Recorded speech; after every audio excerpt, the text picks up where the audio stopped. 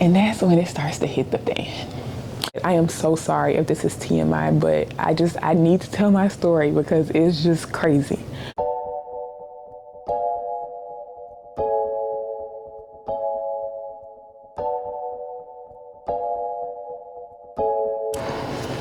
Is this thing on? It has been so long since I have gotten on this camera. I've even recorded stuff and never posted it, but it's still been so long since that. But before I get comfortable, let me go get me a little drinky drink and then I'll be right back. I've got my alcohol removed rosé, meaning it's non-alcoholic, but it tastes like the real thing. So I get to have a little fun without getting buzzed, which is not amazing to be under the influence all the time. I'm about to wake up my kids. I'm trying not to.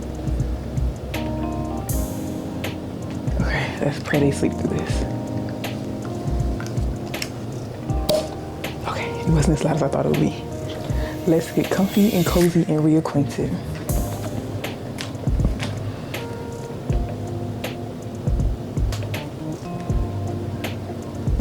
I keep checking on my kids, making sure they're sleeping, because I want to get through this before their naps are done. All right, so where should I start? Should I just start with Cairo's birth story, or should I? Well, yeah, I guess that's where I left off with YouTube, was when I was pregnant. So my due date was October 14th. With Ari, I had to be induced. And I went through it naturally, but I think the pain that I felt, now that I'm trying to speak from like a past tense, like when I was, before I had Cairo, but the pain that I experienced when I was having Ari was very intense. Like the contractions was very intense and all that. Now, present day, I know that that's because I was induced and I went naturally. So that is something I did not want to do. So I had a doula. Her name is Jatim McKinney. I love her so much. The best doula in the Atlanta area, full bloom birthing. I will scream this from the rooftops. I love her. I love the company. I love the people that she works with. I'm skipping stuff, but I also got my placenta encapsulated by Alicia St. Vincent. It's either Alicia or Alicia. We only talk really quick, so I'm not really sure about the pronunciation. But she is such a kind spirit. Like when I first met her, I just loved her vibe. And even to this day, she'll send me like little videos, like encouraging videos about like, you're a great mom and stuff like that. And I love her too. So, and she's also a doula. She does placenta encapsulations, and she's also a doula. So Alicia and Jatim, love them. So Jatim did not, of course, she didn't want me to get induced because I didn't want to get induced. I was eating dates. I was taking 10,000 steps a day. I was doing 100 squats a day. Like I was doing so much, keeping mobile, keeping active for me to go into labor naturally. I hit 40 weeks, the 14th came and passed, and I was like, okay, keep doing your things, and I did. So of course, the minute I hit 40 weeks, the doctor is like, oh, so let's talk about induction because blah, blah, blah, blah, blah, blah, blah, blah, blah, blah, all the BS that they tell you. And I'm like, I'm listening, but every time they finish their spiel, I say, okay, but I don't want to induce unless I hit 42 weeks. If I hit 42 weeks, let's go, let's do it. If not, no. I get a pedicure because they said like getting your feet rubbed can help you go into labor. I'm doing labor circuits. I'm trying to do different exercises to induce labor, walking up and down the stairs sideways and all kind of stuff. I scheduled a foot massage for October 20th. Remember that. At a place that specializes in feet massages. So they're like, I'm telling them like, I don't want to get induced. So they're like, okay, well, we're going to bring you in for a non-stress test. Okay, whatever. Going for the non-stress test, I didn't eat and I didn't drink much water before I went. So they're testing me and they're like, baby isn't really responding. And I'm like, what the heck do you mean he's not responding? So try not to freak out, but they're like, I'm seeing contractions on your little sheet, like my body's reacting. And they're like, do you feel anything? And I'm like, no. And I didn't feel anything. So they're like, okay, well, baby's not responding. Long story short, baby's not responding the way we want him to. So drain this water and let's see what happens. I drank the water, he's still not really responding. Mind you, at this point, I'm 10 months pregnant.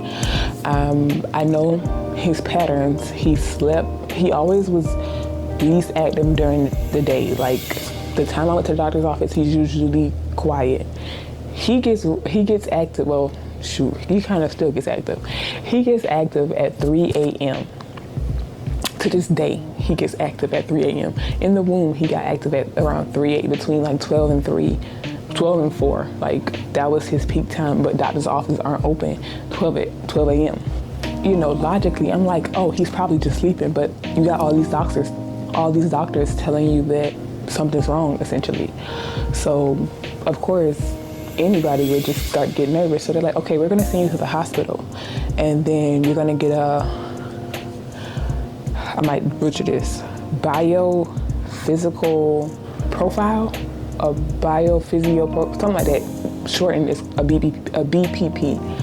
So they're like, we're gonna send you to the hospital to do a BPP. I don't know the ins and outs of it, but I know the goal is to score an 8 out of 8. If your baby ticks all 8 marks, you're good. So go to the hospital. I go into their little triage room. They're doing all kinds of tests. I finally go to the back to do the BPP. Comes back 8 out of 8. Everything's fine. So I'm like, okay, cool, so I can leave now. And Tim's like, get out of there because they're gonna still try to induce you, which they brought up induction like 2-3 times. So I'm like, no, I don't wanna be induced. And they're like, okay, well, you're actually having contractions. So, just letting you know, if you wanna speed it up, we can do it here. And I'm like, well, I don't feel anything. So, okay. And then like maybe an hour later, I do start to feel it a little bit, but like nothing that's concerning. I'm like, maybe they're just Braxton Hicks, I don't know. That's October 19th.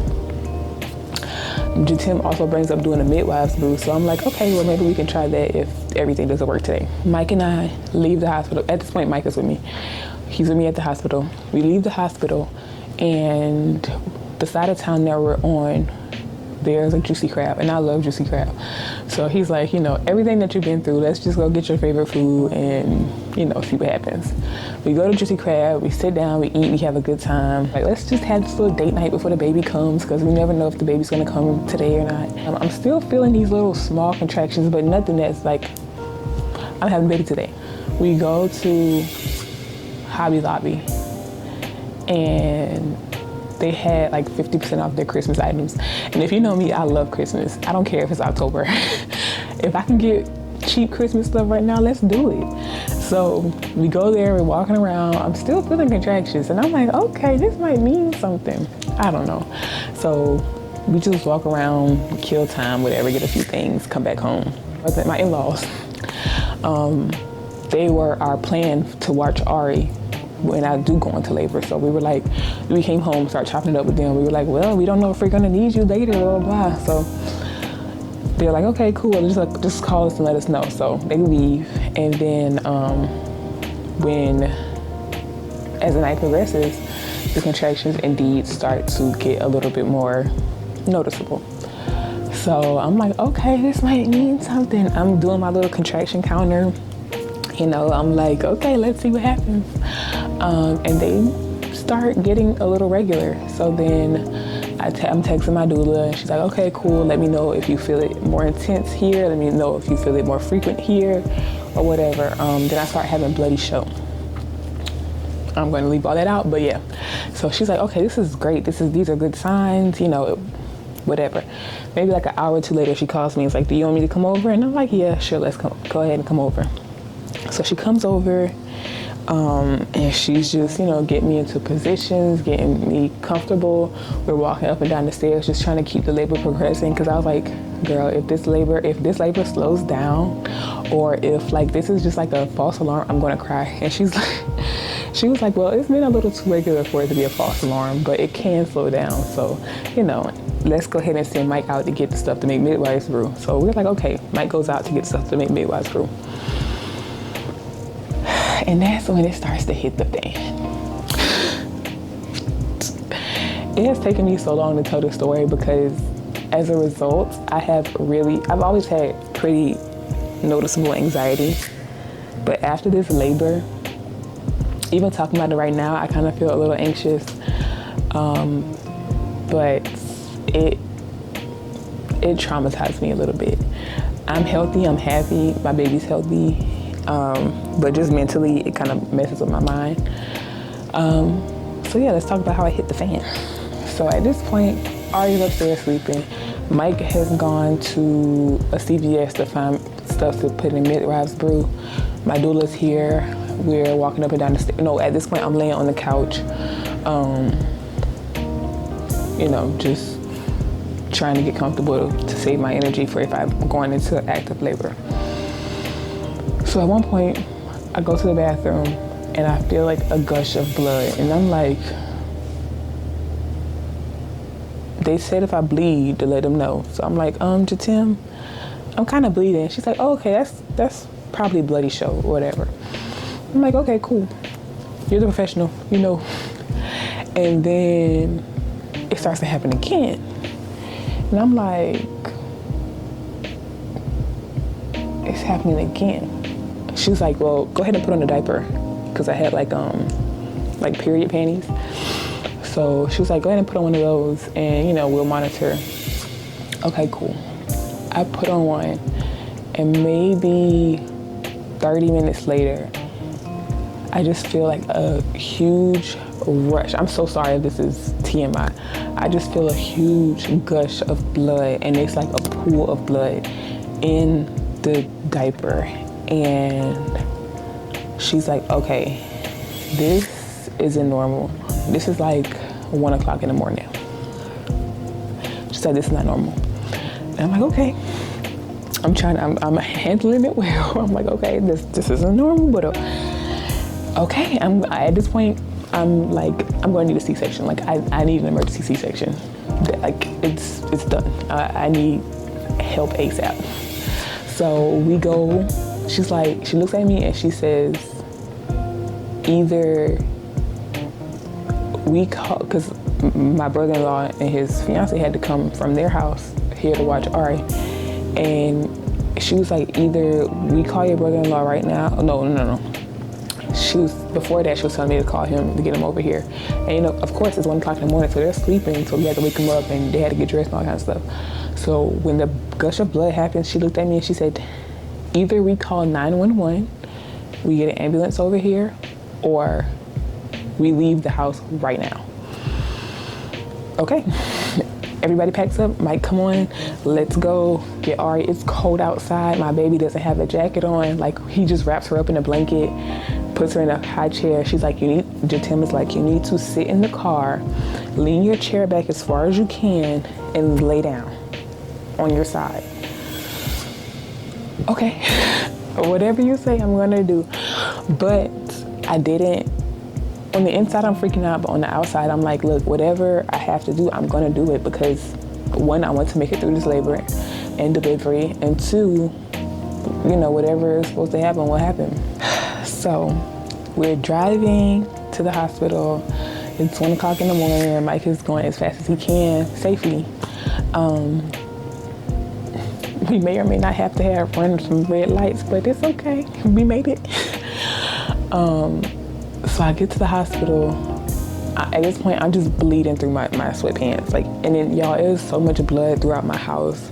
Shout out to my sister-in-law. To this day, I am so thankful for her cleaning it when they came over to watch Ari, because I didn't know what I was coming home to. It was so much blood. It was blood on the floor, on the stairs, in my bedroom. It was everywhere. So I'm bleeding through my sweatpants. I'm waddling up to triage again, signing in again, and we're like, okay, people, I'm bleeding.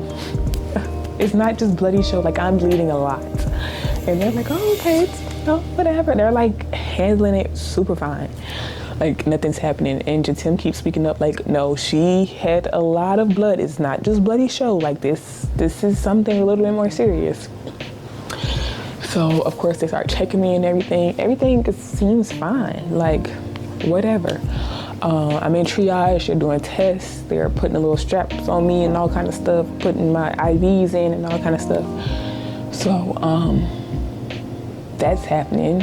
I finally get back to the room, and oh my gosh, when I was in triage, I had one of the nicest nurses.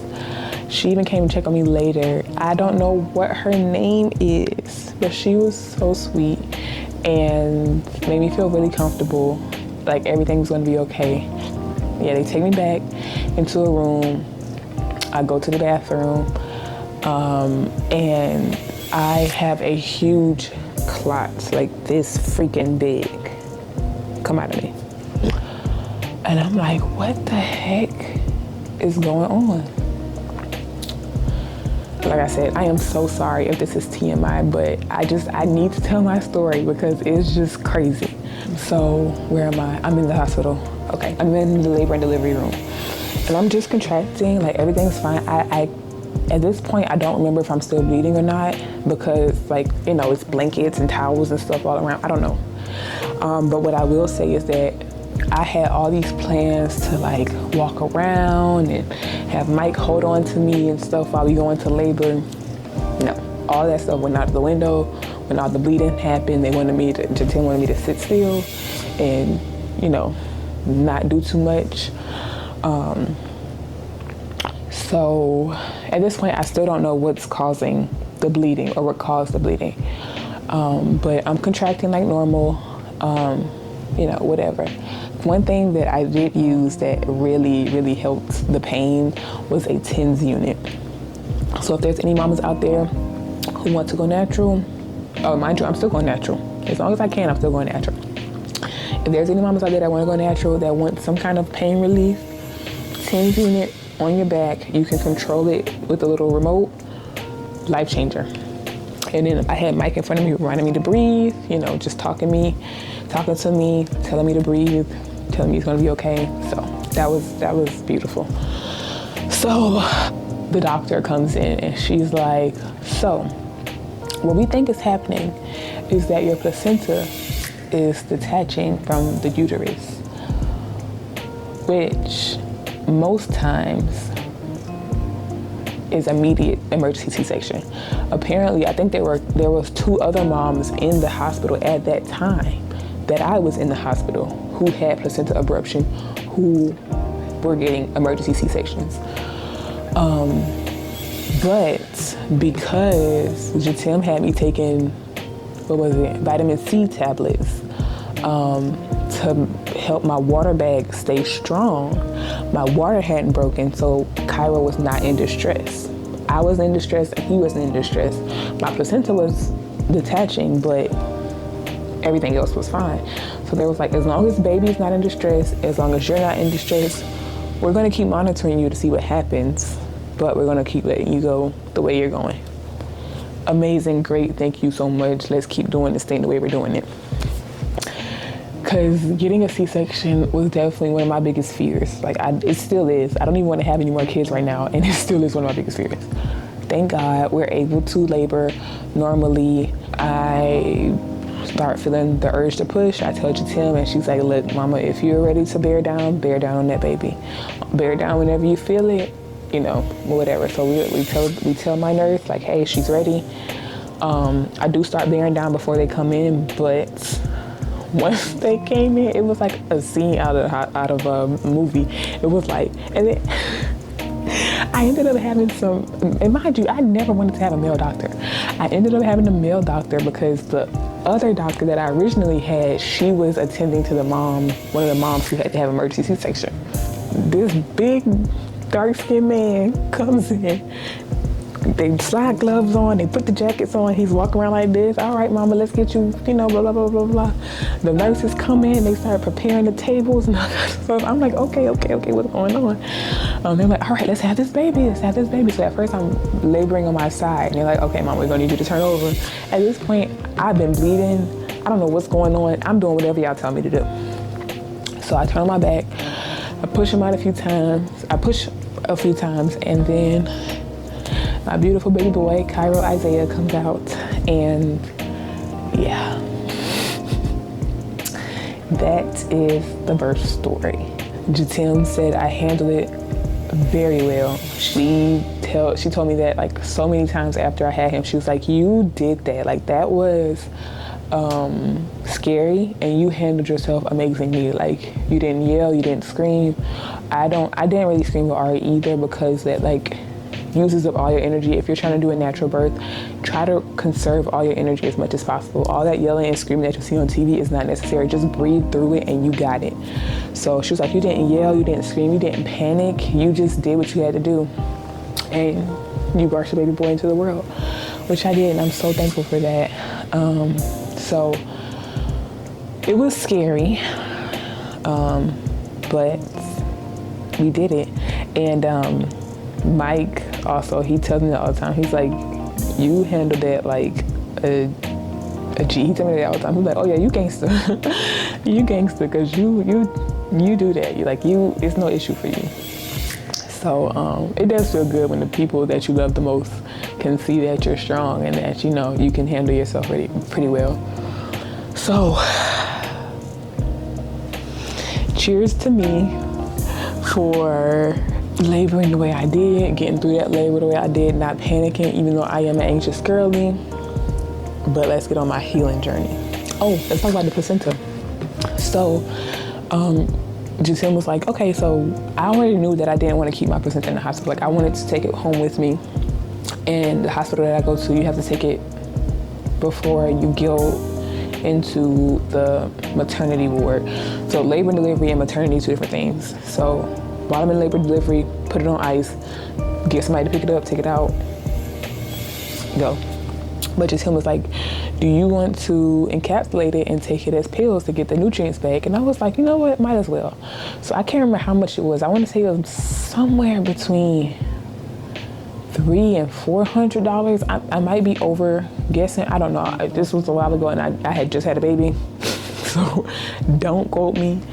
But it was. I feel like it was between $300 and $400. I don't know. That's when Alicia comes in, and Mike met her downstairs, gave her the placenta, and I think I had Cairo on a Friday, and I had the pills by like Monday or Tuesday. And she also made his umbilical cord into like a keepsake. My baby's up. I'm gonna have to insert a video or a clip here or a picture here. But let me go get him and I'll finish the story. All right, I got my big baby Bubba. Oh yes, Cairo was born at 8 pounds. 8 pounds and 6 ounces. At 40 weeks and 6 days. Yeah, I got a placenta encapsulated. I got a umbilical cord keepsake. It's so beautiful. I have it propped up on my dresser. I also got a candle. I don't remember what else, but I will insert some clips of me opening the box throughout the video.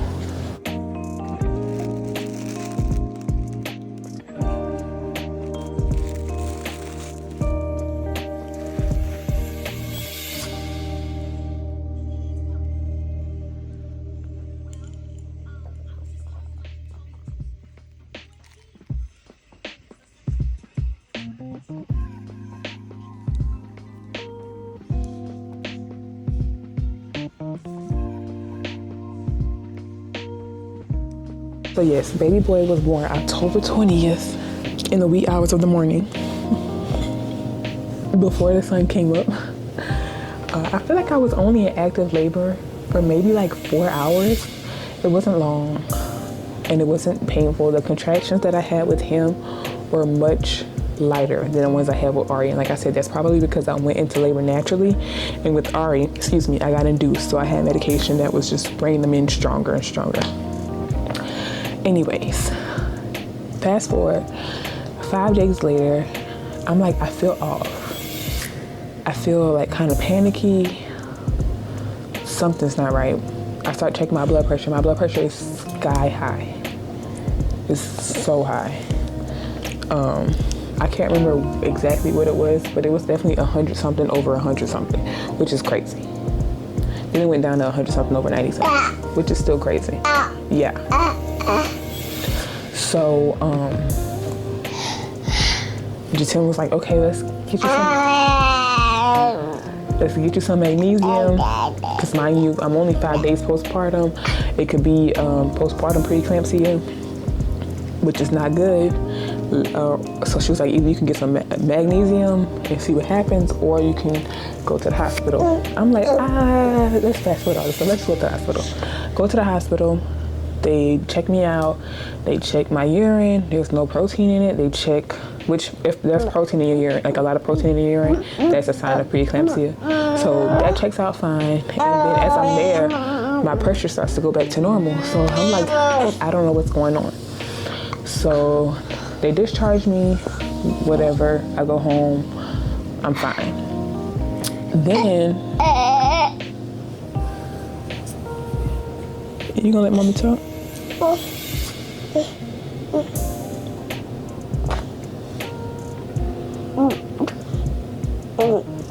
Let's put this patsy back in your mouth. And then, everything's fine for a while. We go to Thanksgiving with my in-laws. I have a good time. I'm feeling like myself again. I heal fine. Everything's cool. Until the week before Christmas. I am in my kitchen putting together a bouquet of flowers, something I do pretty often.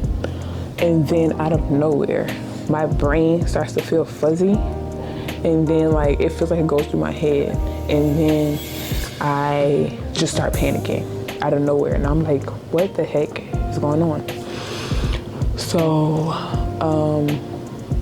I'm like, okay, that was weird. And I just tried to calm myself down. And I'm okay, but I still feel a little on edge for a while. This goes on for like a week or two. Mom and her husband comes after Christmas, and you know, I keep trying to enjoy these moments. We go to get massages, and I just can't live in the moment. Like, I just feel so anxious. I feel so scared. Like, I don't know what it is. So I'm like, I don't know what's going on. So at one point, I'm like, Mom, I want to go to the hospital. I feel crazy. I feel like I don't know. And I just break down and I start crying. I'm like, I don't know what's going on. I need help. I need to go to the hospital. So she's like, okay, let's go to the hospital. So she takes me to the hospital. They check me out again. They take my blood or whatever. They take my blood and they're like, you know, we don't see anything that's wrong. They do, I even got an EKG because my heart was beating so fast. The EKG came out fine. It just said, you know, fast heart rate due to anxiousness or exercise. It's basically saying like my heart is beating fast because of my body reacting. It's not like I have an issue. So I'm like, okay, well, I don't know. And they're like, do you often feel anxious? And I'm like, yeah, sometimes. And they're like, okay, well, anxiety can be hormonally induced. Like, because I had just had a baby, so I'm assuming that like the hormones that I lost after having the placenta or whatever, you know, out of me, like my hormones are trying to regulate, and they still are trying to regulate, because ironically, the very next day after I left the hospital, my cycle started. So currently, I feel like I have some kind of hormone-induced anxiety issue. I got diagnosed with panic disorder, major depressive disorder, and general anxiety disorder by a psychologist. So that's fine. But I do feel fine. I am on a small dosage of some anxiety medication, and I feel pretty stable. Like some days I do get a little anxious, but it's nothing that I can't handle. Okay guys, Tay from the future here, editing Tay, I guess, post-recording Tay. And I just wanted to insert that I feel like I could explain the anxiety part a little bit better, like what caused me to have postpartum anxiety. Don't mind Cairo, he's hitting the mirror. I think that me experiencing that placental abruption unexpectedly, because there's nothing that I did that could prevent it, and there's nothing that I did to cause it. I think subconsciously, I'm always checking my body, like, do I feel fine? Is my head fine? Is my stomach fine? Like, just constantly checking. And that causes me to be anxious. Cairo, anytime I get a headache, I'm like, is something going on? Because of that trauma from my birthing experience. So that is what I think causes anxiety, in addition to anxiety being heightened during hormonal changes. So that's a little better explanation than before. I feel pretty stable. I don't feel depressed. So I have a psychologist and I have a therapist. And my therapist is like, I don't think you're depressed. I don't, I forgot what she called it. I'm gonna have to wrap this up soon. But my therapist and my psychologist are not really on the same page. And my psychologist, or psychiatrist. Actually, I think she's a psychiatrist. Either way.